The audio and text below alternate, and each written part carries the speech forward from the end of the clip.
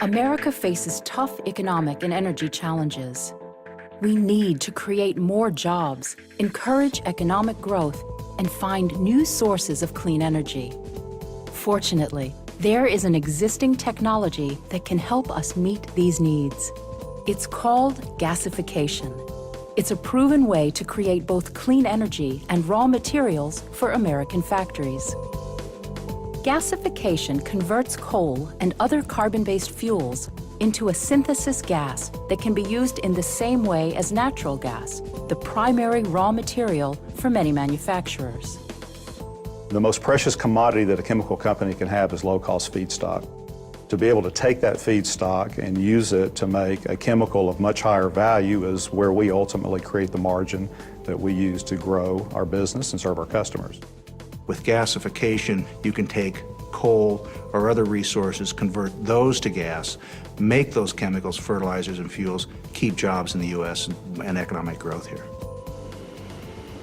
At Eastman Chemical Company, we use gasification to produce intermediate chemicals that go into lots of end uses that consumers use every day. A couple of examples of that are Tylenol, which uses acetic anhydride made from coal here in Kingsport, and then LCD screens and things like TVs, computer monitors, and cell phones are made from coal. It's been a very profitable part of our business, and increasingly so in recent years as we've seen energy costs go up. We've actually decided to base a large piece of the growth strategy of our company on gasification in the future. That growth will be made possible by a stable supply of synthesis gas. It starts with our own inexpensive raw materials like coal, or residual products from oil refining like petroleum coke. Gasification also helps us reduce CO2 emissions, a key benefit in the fight against global warming. Gasification inherently captures CO2.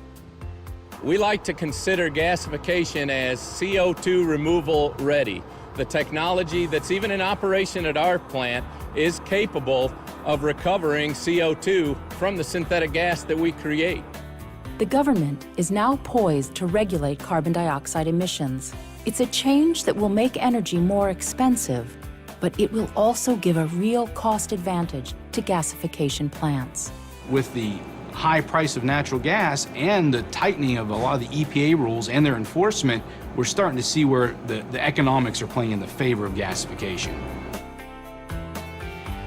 Gasification is an investment in our energy future, one that will require private and public financing. The upfront costs are significant, but the payoff for this technology is huge. More jobs, a cleaner way to use our domestic energy supplies, fewer greenhouse gas emissions, and a big boost to America's economy.